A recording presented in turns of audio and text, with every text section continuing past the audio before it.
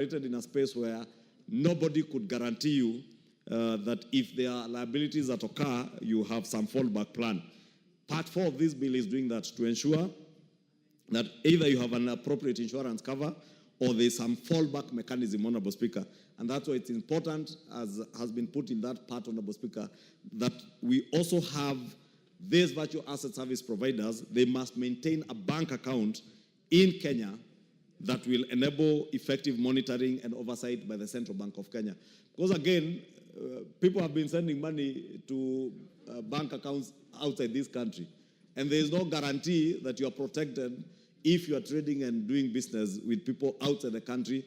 But now with this particular provision under Part 4, that you have to maintain a bank account locally, then it becomes very easy for the central bank to be able to monitor what is going on and protect those who are investing in these virtual assets, Honorable Speaker.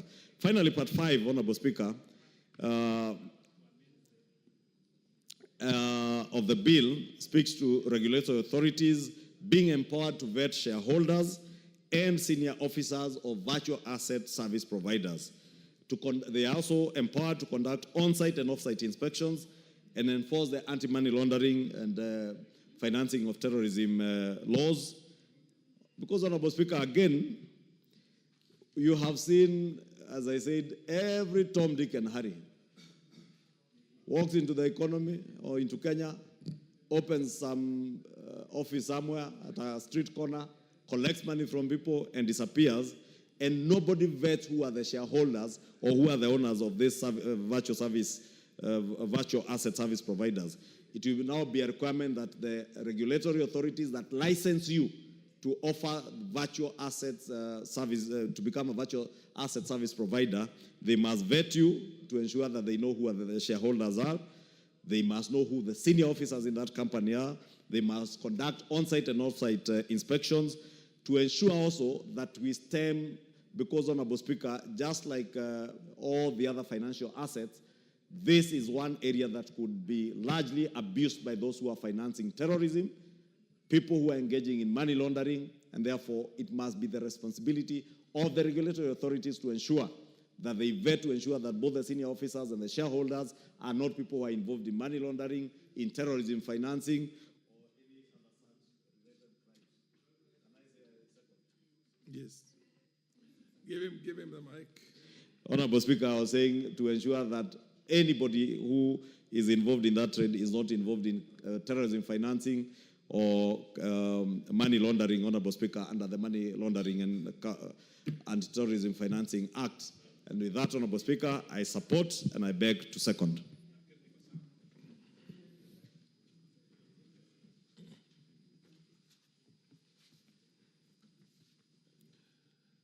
Honorable members, I now propose a question that the Virtual Asset Service Providers Bill, National Assembly Bill number 15 of 2025 be read a second time. The Honorable Naisula. Thank you very much, Mr. Speaker, for giving me this opportunity to contribute to this very important bill, the Virtual Asset Services Providers Bill 2025, brought to the floor of the House by the Majority Leader, Honorable Kimani Ihungwa, and also moved by the able Chairman of the Finance Committee, Honorable Kimani. Just as it has been said by both the mover and the seconder, this is a very important bill which protects the consumers of the virtual asset services, Mr. Speaker. Just as also it has been said that we are moving very speedily in matters to do with technology. Personally, I've been approached by very many people, young people, telling me to get into this space, cryptocurrency, and sometimes even you don't have to meet them. They just tell you virtually, do you have any money? Let's put it here. And I can imagine that there are very many people who have lost their resources or their money because we do not have proper regulations or laws that safeguards the consumers or the customers, Mr. Speaker. And so this is a very important bill as it mandates that any entity that will be offering virtual asset services in Kenya must be licensed by the relevant regulatory authority. Because as we speak right now, people are just operating in a manner where they are not accountable. So this will ensure there is transparency, this will ensure there is accountability for anybody who is involved in this industry, Mr. Speaker.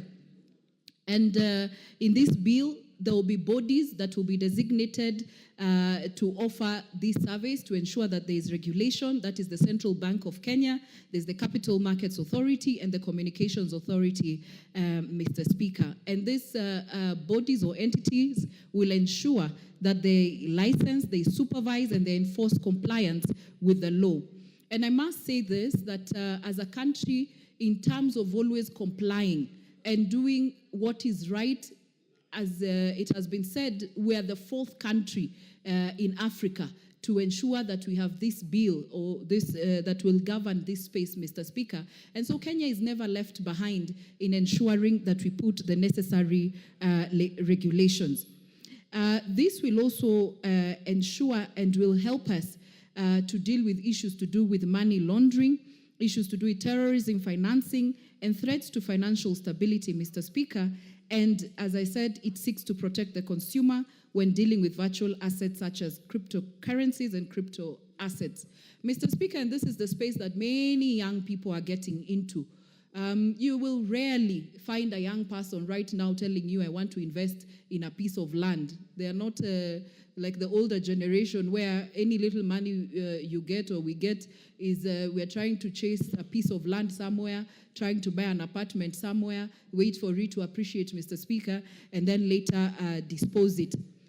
Young people are getting into cryptocurrency, into this virtual asset space, Mr. Speaker, where they are trading with their money and their resources. And so it is important for us as legislators in this House to ensure that then we put laws and regulations in place that then will safeguard those who are keen on these spaces, Mr. Speaker. And so just some of the requirements that will be needed for those who will be providing these services, Mr. Speaker, is that for them to operate legally in Kenya, they will need to maintain a registered office. As I mentioned, we are just being approached by people in the streets. Hi, Mheshimiwa, we have this service we are offering. Do you want to buy the crypto? Do you want to get involved in this and that? But now, Mr. Speaker, they'll be required to be registered and to get a license, to establish and maintain a registered office within Kenya, ensuring a physical presence for regulatory and customer engagement purposes, so that if I need to come to your office, it is registered where you are. In case you go ahead and con somebody, then it is possible for someone to track you down, or the bodies that are mandated to regulate this. Also, they will be needed to appoint a chief executive officer, and each virtual asset service provider must appoint a CEO who meets the eligibility criteria set by the relevant regulatory authority, ensuring competent leadership, Mr. Speaker. And so this will also ensure that we are not just dealing with anybody, but people who actually don't have the know-how of dealing with these matters, Mr. Speaker, but it will be someone who is qualified, and it can be questioned, and even the regulatory bodies will ensure that that is happening. Of course, there are some issues that I'm sure they can be looked at later when we're looking at the third reading, where we can check whether some amendments can be put in, because there are very heavy. There are a few issues like the high licensing and compliance costs, and I'm sure the young people who are keen on this will then raise the issue that they are being locked out, so that they are not able to practice. Because the bill requires all virtual asset service providers to undergo extensive licensing procedures, which may be costly and time-consuming. Of course, it's good to have strict and stringent measures, but also when we look at the small startups and the young people who are in this space, Mr. Speaker, it might lock them out, and I don't think that is the whole essence of the bill. And so the small startups may struggle with these financial and bureaucratic burdens, leading to monopolization by the large firms. And so we might want to look at that. And also, there is also the whole issue of extensive customer data collection, which may violate user privacy rights. So, Mr. Speaker, these are some of the things that we might want to look out for as we continue with this bill, Mr. Speaker. But as I come to the conclusion, I want to say that this bill is very, very important because, as I said, it is going to ensure that people who are in the business of the virtual asset service, the virtual assets, and people who are interested in this space will be safeguarded as the consumers and the customers. I do support. The MP for cases. Thank you so much.